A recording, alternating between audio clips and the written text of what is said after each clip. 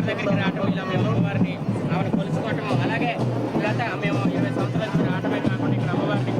బంగారం చేయడంతో కాకుండా ఇక్కడ విశిష్టత ఏంటంటే మేము శుభజోగనేములు బయట మేము బోనంతో అమ్మవారిని ఇంకా అభివృద్ధి చెందాలని మేము ఆనంద ఆటపాటలతోటి మేళ తాళాలతోటి అమ్మవారి దగ్గరికి వచ్చి ఆమెకు ధూపదీప నైవేద్యాలు పెట్టి అమ్మవారిని పులకించి ఆమెను ఆనంద భాషపాలు చేసి